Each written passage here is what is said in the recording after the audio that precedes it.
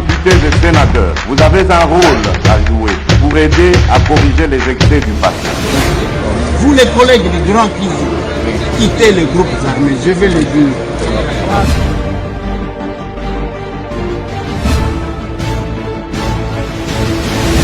Allez, bon dimanche, bon samedi, qu'est-ce que je dis? Bon week-end, mesdames et messieurs. Bienvenue dans ce numéro de l'émission Masolola Député. On a vu ça là parce que makamuna vivre lelo na oya ba journaliste ba lingi sentir ngate. Tokobeta masolo ya rencontre ya distingué première dame na ba journaliste, plus de 200 journalistes à l'OIA. Oh fayuliste, oh katumbiste, oh tshisekediste, oh mkwegiste, oh mususu ezakana. Tout le monde là-bas. Bakeko salani, basoloni dans ce numéro. Les Kambouya Mabele Nengena Ebisakibino, la question que j'ai soulevée à l'Assemblée nationale. Tokomi Kozasko par rapport aux autres départements. Tanganyika, ils ont Elanga. Lualaba, ils ont Elanga. Kwilu, Kwango, Maïndombe, le Grand Kassai, la Grande Orientale. Nazo Ebisabino, je suis submergé. Baobazana Grand Katanga, ils ont Elanga. Beaucoup landa. Même explication d'autres personnes. Parce qu'il y a eu une autre vente. Il y a 42 000 hectares. Et pendant 7 ans, les Chinois se comportent comme ceux qui bazana mboka o mibeko izalakate. Nenge tokoloba boye, la SNEL mise en difficulté par les Chinois. Basalinini, dans ce numéro. La circulation. Il y a des faux militaires et faux policiers. Nous sommes à l'approche. Il y a des festivités. On va en parler dans ces numéros de l'émission. Rencontre à chef de l'État Félix Antoine Tshisekedi Tshilombo Kagame Lobi na Luanda. Qu'est-ce que nous pouvons entendre de cette rencontre? Masolo na député. Masolo na député Bande Konangai. Pendant les temps des choses sérieuses, na Congo. Comme ici, bakono ba bêtises et influenceurs. Ceux qui a sali bêtises mingi, comme ici influenceurs. Ceux qui a sali bêtises mingi, yambi et pas bakonzi. Ceux qui a sali bêtises mingi, c'est compliqué. On va essayer de parler de ça. On va essayer de parler de ça dans peu de minutes. Ça a été. Oui, ça a été. Ça a été aujourd'hui les échanges patriotiques et Salemaki na ba circonscription électorale. Naiki ke funande mutele bango. Est-ce que Zayango? Tantôt Nazoka Kechangu, tantôt Moamba, tantôt Lukunga, Nani Ali Bango. On va parler de ça. Masolona député Bande Kolongai. Oui, nous sommes capables.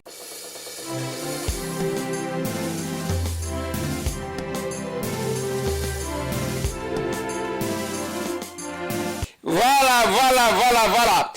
Attention à Bamiibi, ambassadeur Joska Kabongongoi, oh na Facebook, Ezaya Lokuta, l'ambassadeur, il y a RDC na Canada, Joska Kabongongoi n'a pas de compte Facebook, il n'est pas sur Facebook, Ezaya Miibi ne mutuwazo kome la cabine. La même chose na ba oyo, batine la cabine ba message, nangai na Facebook et que monsieur Tamboazo Benga, tinda numéro salabo ete nazana un numéro WhatsApp bisika na solo la kana batu ngamoko bescrow sans savoir que bazo tindela nini batindela kanga message ya kambango mbango appelle-moi rapidement tozana musala na PNID tozana musala na UNICEF bazaba miibi bref bazali kwarnake bino na Facebook na kombo ambassadeur et RDC na Canada bazaba miibi ce n'est pas lui. Il fallait que je vous dise ça. Pendant ce temps, il y a des fêtes. Bamiibi bakomi belé. Netinga inatinda kabatute kene na PNID, kene na boete. Et puis na komaka na messenger te. Ceux qui n'a eu occasion à komana na messenger, ceux qui mutu asenyenga numéro, na pesa ka numéro nanga to solo ina numéro. Biloko wana ya messenger bazui photo nanga batie ndenge batie ya ambassadeur wana na photo to kanga kana ye. Eza bamiibi ngana komaka ndengwana te. Je vais vous prendre un peu de temps et que vous allez belete to solo la bakambo. Lelo ezalaki cérémonie ya via Ucha ya Senga. il a quitté la terre des hommes. Cérémonie Zaki n'a parlé du peuple. En face, le chef de l'État Zalaki pour inaugurer bâtiment en face. Chaque fois que batu bakufaka mutuna eye la kangana mutu ezaya que mukolongana kokende batu bako retenir nini. Voilà pourquoi nous travaillons comme si nous voulons mourir. Et là nous sommes à l'Assemblée nationale. Même l'habitant ou ça la loi d'habilitation. J'ai encore pris parole parce que ngana kenda kinde ko sala musala na Assemblée nationale. Na kenda ko la te, na kenda ki kopete, na kenda kinde ko sala musala au peuple a pesa jinga responsabilité. Je suis intervenu pour nous expliquer c'est quoi la loi d'habilitation. Honorable Président, qui me soit permis de parler en lingala. Honorable Président, ceux qui n'enseignent maloba, tant aux ati koloba, je me disais na kolobate, parce que koloba la kinga nyoso na lingana loba. Mais na moni neti tozo zonga sima. Habilitation ezanini. Loi d'habilitation ezali loi oyo biso batu bazana ndingise ya kokela mibeko tokoti kopesa na gouvernement pendant période bien déterminée. Mais il y a la pratique parlementaire, honorable président, lobi yango. Loi d'habilitation basenga kana matière oyo gouvernement atinde la biso et que biso nde tozana forte compte tenu attend tozi pona ko débattre yango. Honorable président, honorable membre du bureau, estimés collègues, ne salaka que ce qui to komi na suka ya session parlementaire et que makambu batinde la kibitso par rapport au programme à gouvernement pour que bako ko accomplir programme à gouvernement biso to kokisi yango te nde bako senga biso ke bo pesa biso comme ça biso to voter mobeko wana to salela l'état musala. Je vais prendre un exemple. C'est dit où dans la Constitution? Oui, honorable président. Elobami wapi. Honorable. L'article 129 de la Constitution. Honorable président. Oui. Oyo ozoloba ekomami wapi na kati ya Constitution. Tozo kende na biloko mibale honorable président. Outi kutu koloba yango. Tozo kende na loi, tozo kende na pratique parlementaire. Nazo pese exemple. Loi oyo tolingi to sala habilitation oyo ya culture et art. Président boso aza pembeni na yo. Mandat passé to pesa ngo na gouvernement basenga kabiso to pesa bango basala les 3 mois basala yango te honorable président. Alors, devant bamakambu neti oyo, c'est le sérieux, c'est notre pouvoir. Tozakana pouvoir kaka mibale ya kokela mibeko yango moni tozolobela parce que tolingi to céder ya okoyi se ba mibeko ebele o ba yeli bisoti. Et vous avez raison honorable président. Moi j'estime à mon humble avis que au vu ya discussion honorable président tozo nyonso ba yenango tozongisa bango ba yanango lobby na ba texte comme ça tozo décision honorable président. Ce qui to salindengo anate honorable président, to poni et ko créer une frustration. Parce que tant que le gouvernement basangani, va décider que voilà to lingi botike la biso oyo pour na toko ka accomplir programme ya gouvernement. L'urgence à ce niveau-là honorable président. Urgence auto zoloba et ça par rapport à quoi accomplir programme ya gouvernement biso to adopter out. Mais ceux qui t'occueillent en dehors, honorable président, nous allons pécher. Voilà pourquoi, honorable président, j'estimais nécessaire d'intervenir. L'article 129. Voilà. Ata ceux qui président Kamere to bien nani nae et le bami wapi. Et ça ne le connaît expliqué. Il y a la pratique parlementaire, il y a les lois.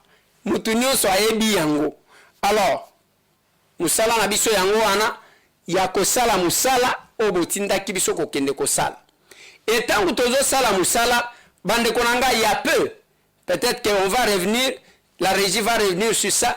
Nazwa ki maloba ya ko fitiger légèreté o tozo gérer na ngombo kanabiso pona kotala batu ndenge bazo teka mabele lokola nguba. Soki otali libanda ya mboka, mundele atekaka mabele te basombaka bandaku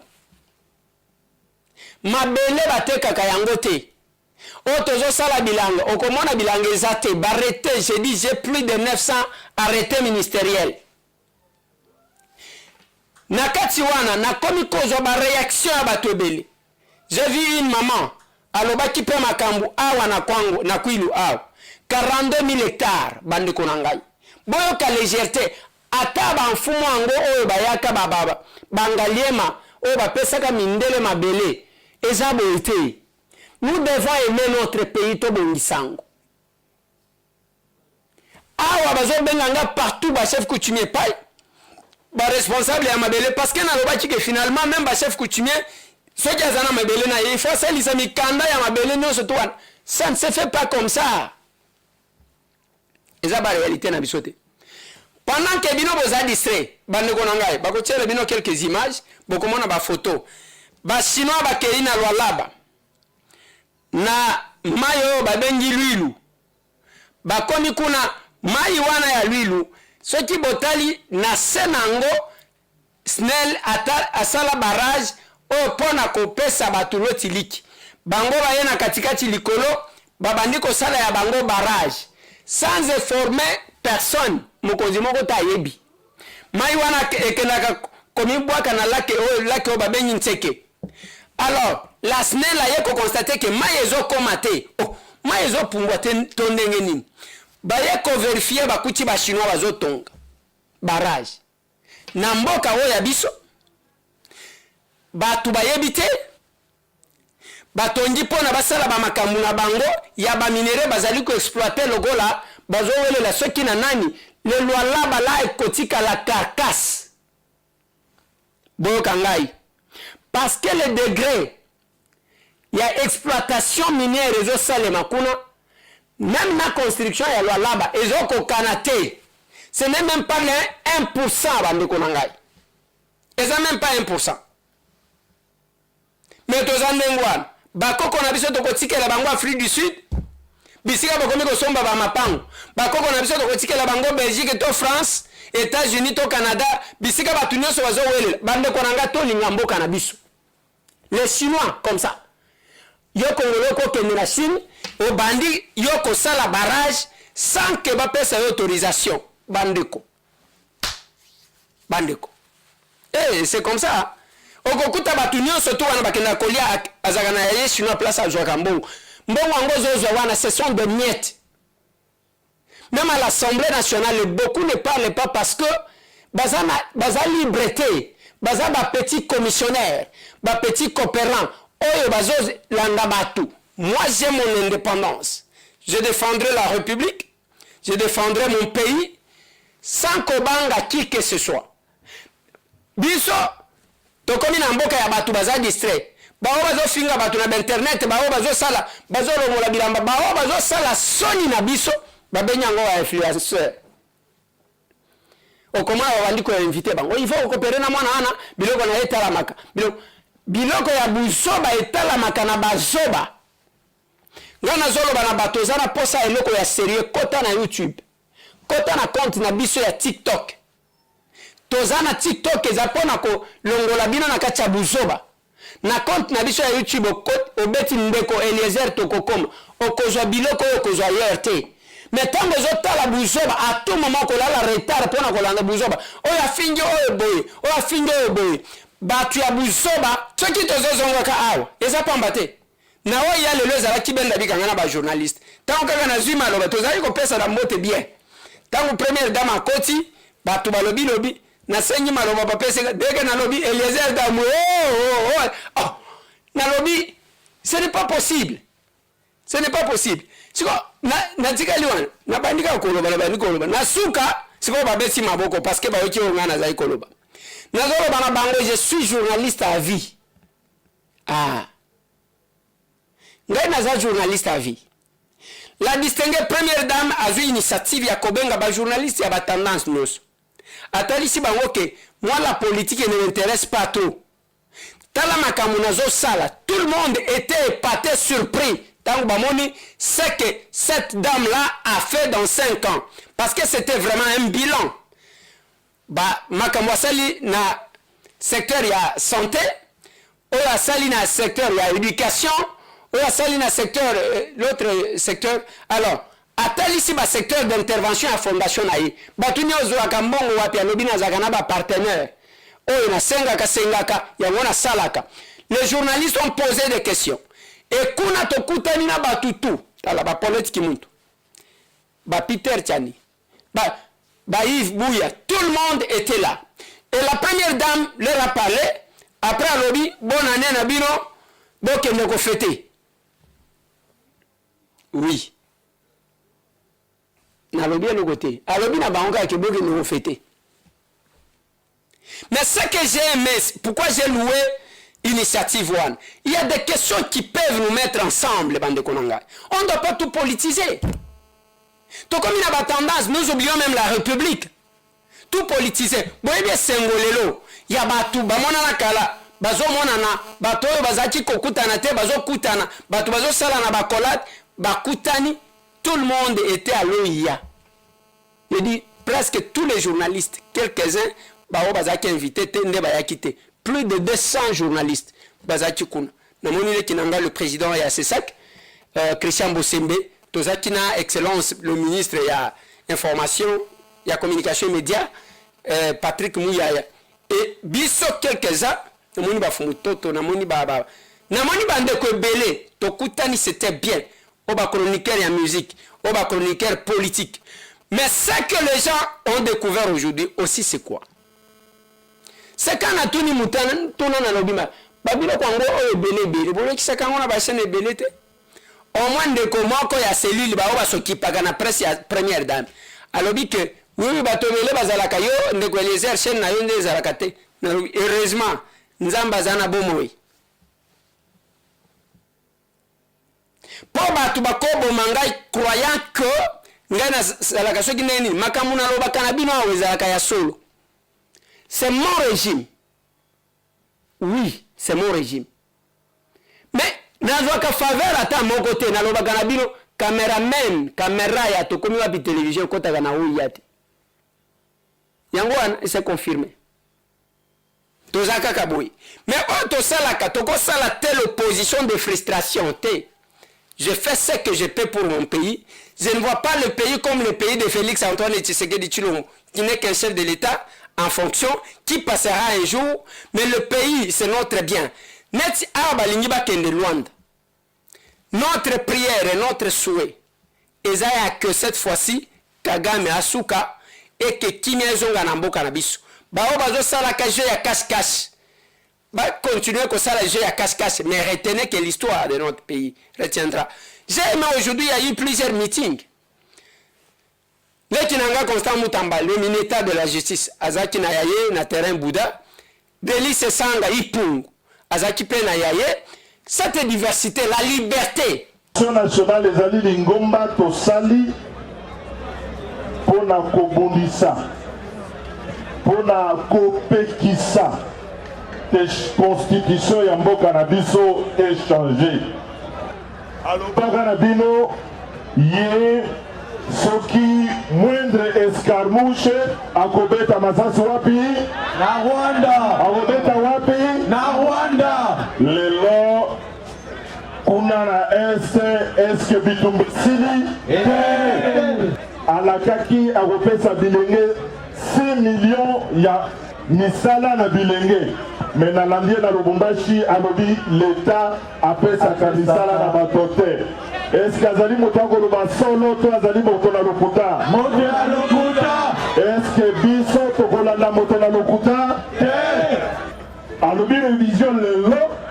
Lobi nango parti na bango basali communiquer balobi bango ata révision ata changement bango bagolanda. Est-ce que bango bazali solo mibale o batelemeli mboka? Est-ce que batelemeli mboka? Est-ce que bango bakopesa biso exemple? Yango na goloba na ye occupé makambo na ministère na ye ba bouteillage na ba Awewa, Ole apesa biso, ma photo akopesa biso pour la kisabiso. Toboyi 3e mandat ya Tshilombo. Changement de la constitution égale 3e mandat. bobosa na yango te baza kokosa bino balobi tokosala révision eza révision balingi kosala te eloko balingi kosala ezali nde changement ya constitution. La foule s'étale à perte de vue. Le soleil caniculaire n'est là pas emporté sur la soif insatiable des Congolais d'entendre Constant Mutamba Tungunga, le chef de file de l'opposition républicaine. Dans un meeting plein d'effervescence au terrain Bouddha dans la municipalité de Ndjili, Constant Mutamba ouvre une nouvelle page dans l'histoire de l'opposition républicaine en République démocratique du Congo. Chemise blanche, canne à la main, le crocodile a été chaleureusement accueilli comme un digne fils du pays.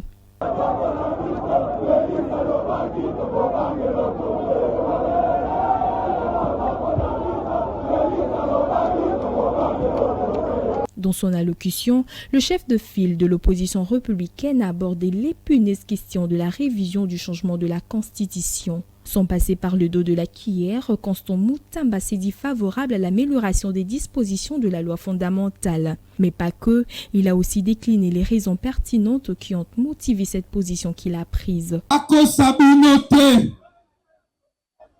Opposition républicaine a soutenu réforme constitutionnelle. Nous avons soutenu Nini. Réforme constitutionnelle. Boko c'est la papa Félix Makambouté. Boete. Aseni na biso ba Congolais. To réfléchi, ce qui tolingi changement, to pe tolingi révision à la constitution. Boete. Bon, bino tolingi nini? Nazo yokate. Nini?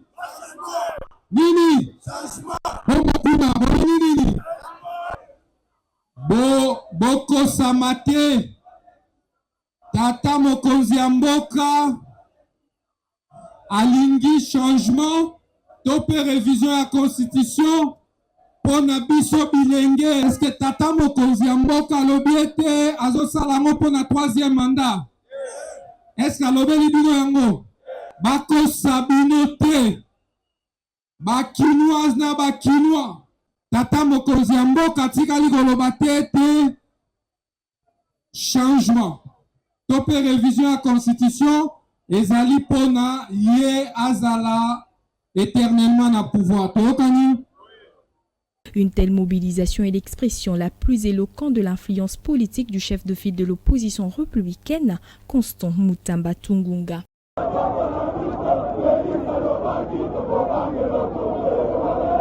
Okoti ko exprimer ko revendiquer ba droit na yo tout en étant au Kinshasa.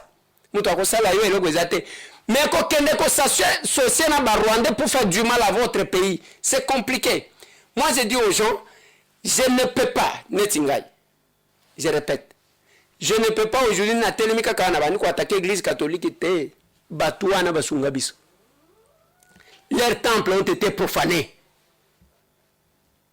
Ba ma soeur ba viola bango. Bah prêtre, bah déshabilla bango. Là l'opposition était faible, fatiguée. Ces gens-là ont fait ça. Toi bah kane ya kosolola na bango. Toi tika komona kaka ya mabe, toi la paix ya malamu. Ça c'est le langage d'un combattant. C'est lui, les témoins oculaires. Ozaki journaliste, oui nazaki journaliste. Tant nazaki kobima bino ozaki kobatama. Voilà pourquoi. Habitez si on peut revenir sur cet extrait. Naloba kanabino que ceux qui ont appelé à la vidéo, ciao, comme on a tout le monde là-bas, Martin Fayoulou, Félix Antoine Tshisekedi, tout le monde.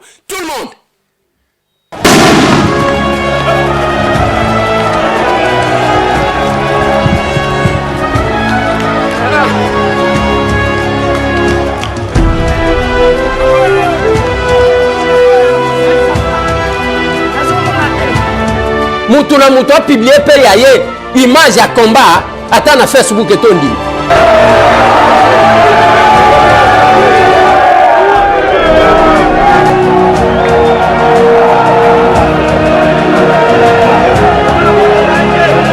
Obimisa ba vidéo.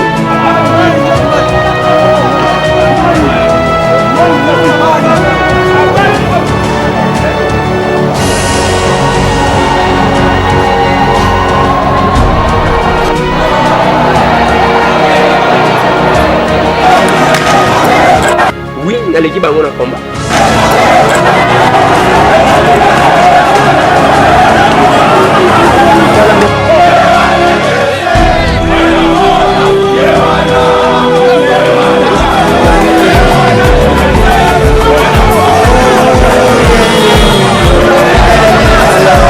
Je défendrai les valeurs de notre combat.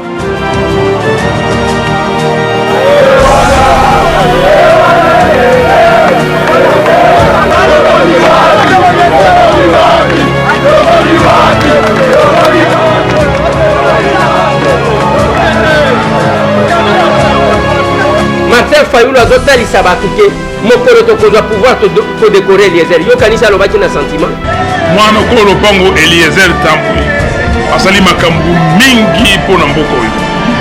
Bato oyo tokodécorer lobi mpona démocratie ya mboka oyo kobima totangaka bakombo ebele bakombo mosusu boyeba Eliezer aza na kati wana ndeko ya moni pasi babeta ye tokokende bamarshe bakanga ye baboma ye bakamera me ndeko azali kaka na kati ya etumba ya mboka auti kobima na boloko awa bakoseli ya bakambo losambo ya bana ya Congo nzambe andimi yango abimi ye wana lo contredire ye et nous soki ozomona bazomemaka biso epa bacombattant eza elengi ya komema biso te.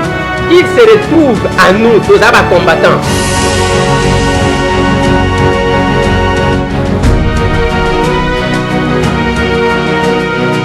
Moi, j'ai rencontré les chefs de l'État dans les combats. C'est pourquoi toutes mes photos avec Félix Antoine Tshisekedi Tshilombo, ce n'est pas dans des salons UP, c'est sur terrain. Et moi, Namboka Félix, réaction à chaud par rapport à l'événement et à Sigoyo. Non, réaction ezali ya kanda évidemment. Na uti koyoka ke babeti ndeko moko masasi awa aza na bomoni bon. Il y a que la colère na lingi koloba mingi te, je préfère me taire parce que na ba circonstances aboyé on a souvent manqué de contrôle alors na lingi te.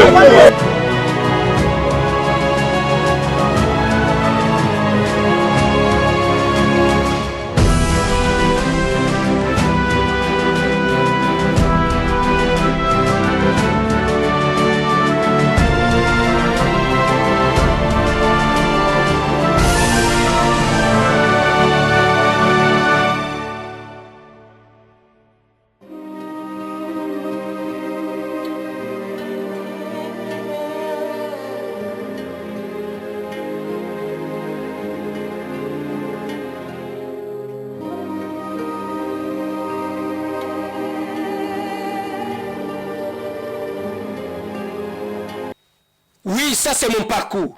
Et j'ai appris aux gens, il y a cause à la chroniqueur politique.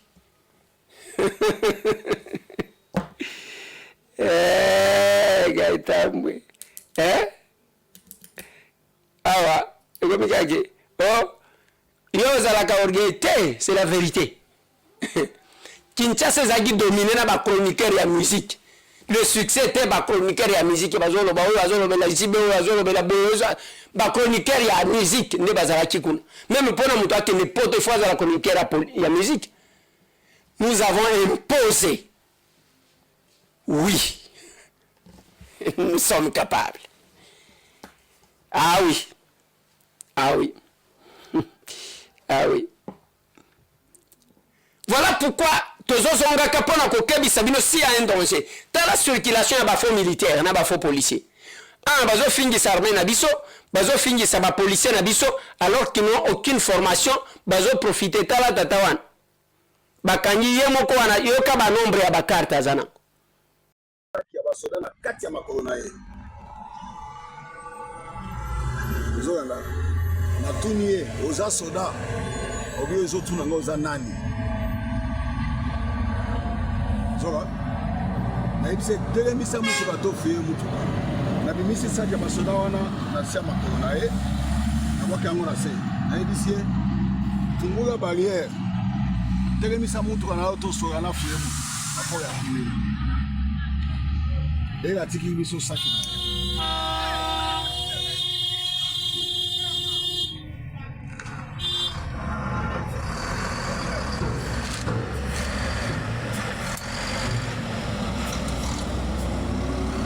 tozomona na kati ya saki na ye.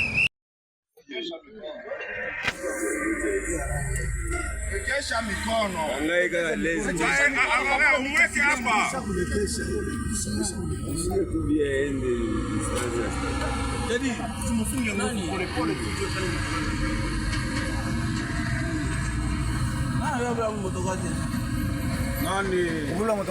Bakomi FARDC yango FARDC na barrière mutaka yeo yeo azaki moto à 224e région militaire. Voilà, 224e région militaire yeo kaka ye mutu mo egongi na ye carte na ye mususu yango oyo bomoni yango ye oyo passeport na ye yango oyo passeport eza photo te passeport eza na photo yango oyo awa na passeport kombo na eza moto mosusu tala na saki na ye tukuti munition yango oyo munition oyo ya NATO na M16 munition yango oyo tala na kati mbeli moko yango oyo mbeli boîte na ye mususu yango oyo tala mbeli tala biloko na ye yango oyo bozomona moto carte na ye mususu yango oyo OCC aza soki moto a OCC lisusu ye oyo carte na ye mususu yango oyo aza magistrat moko magistrat ye oyo permis de conduire na ye yango oyo taka makambo na oyo tozomona na nzela awa eza nde barrière mutaka saki na ye yango oyo eke tozokontrole ye toyebi se akita na mutuka tofiye na kati ya mutuka na ye tokuti saki oyo ya tashi ya basoda eke tozwi saki toki kita na mutuka demare mutuka akimi atiki saki na ye filme ndenge nazofunga saki na ye yango oyo omoni tozomona awa agenda na ye oyo nde agenda na ye yango oyo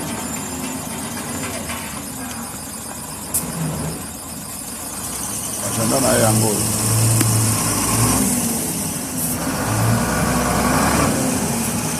ezali bamikanda na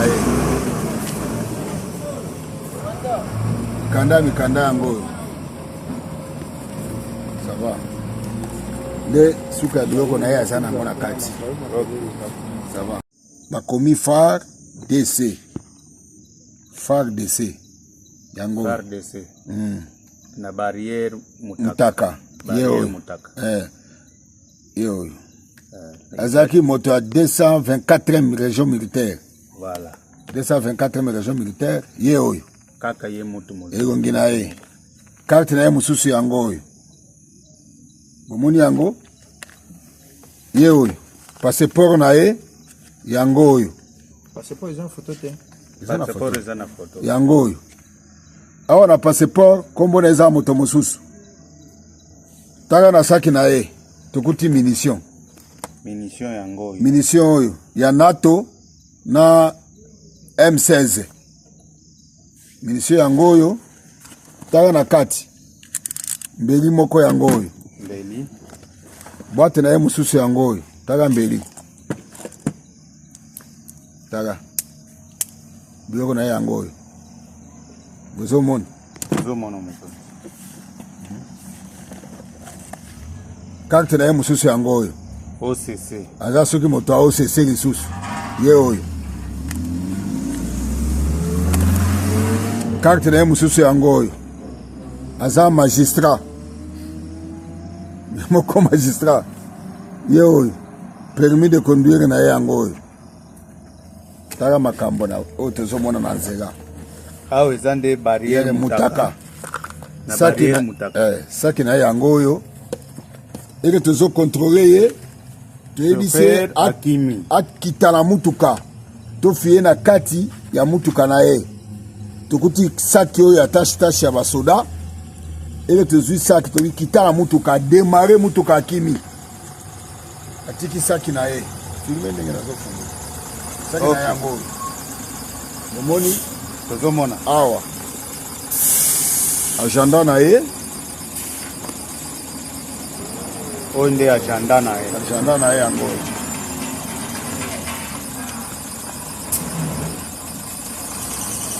ye yango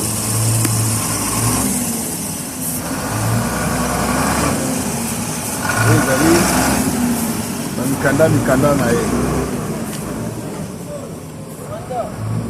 ye mikanda yango sava nde suka ya biloko na ye aza nango na kati sava ye moko wana soki nani ye moko wana OCC ye moko wana militaire yo bato baza ebele ndenge wana qui font des bavires au nom de l'armée et au nom de la police. C'est compliqué. Et nous allons toujours féliciter, soutenir notre armée. Nous soutiendrons notre police. Bango anaka neto zana bango. Bisoto sala marche awa. Je demande à la régie de nous rappeler contre le Rwanda en soutenant les FARDC. Batika biso kimate. Je suis de ce pouvoir, je suis de la majorité. Mais la serre, manifestation à serre yangwa. Tala Masasi.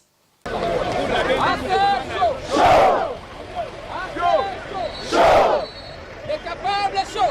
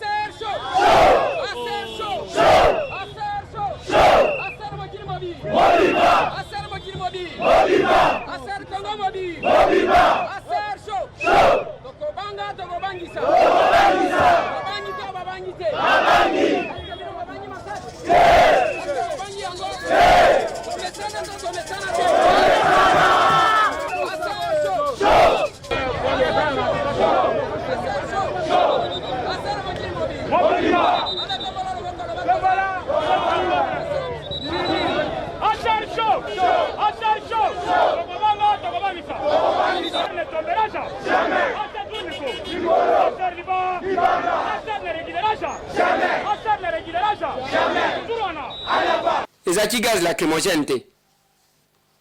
Ezaki gaz lacrymogène te. Masasi. Et puis biso la boue. Botiki la bakolo marche, basala ba marche. Botiki la bakolo terrain. Les capables chauds. Le Rwazaki na ba rendez-vous. Le rendez-vous sacré. Venez vers nous. Ba parti beleza ba parti muna ka ba parti ba yaka pona élection pona soki nini mais le patriotisme mutema na mboka izati mutema na mboka. Je salue le pasteur qui est en train de préparer notre descente na Afrique du Sud na Cape Town. Bientôt là tokoya kuna sur invitation d'un homme de Dieu qui va organiser un cadre à l'obinanga que papa na transport na séjour je vais supporter. Yaka solo na ba Congolais, il faut que la serre existe ici. Attention qui tozali awa. Makanisi na biso ezakuna na mboka na biso. Nazo yebisa bino à un certain âge. Poto esimba kate. Ba o ba kenena no tenda zo wele la pona okende ko futa nywa miso. La vie n'est pas si facile que vous pensez. Mbongo poto ezaka mbongo pasi faut za la muto makasi pona uzwa yango. Mais à un certain âge mboka na weza ka mboka na yo tobongisa mboka na biso totika boye tozoma na Kinshasa toza à la porte ya épidémie à makasi ekozwa likolo ya busoto. Je ne sais même pas comment on va fêter mais toza ndeni bao baza na États-Unis d'Amérique yango wana associez-vous à nous place nano asere comité yo zala muto liboso. Là, on m'invite en Afrique du Sud. Je crois que je serai à la tête d'une délégation. Donc, il y a ceux qui 3, ceux qui 4, ceux qui 5. Donc, il y a solo là. Et puis, on revient. Allez, il en est fini. tomone niti tokutana.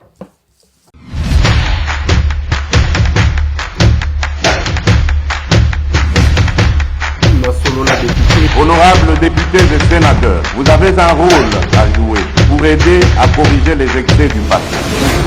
Vous les collègues du Grand qui quittez les groupes armés, je vais le dire.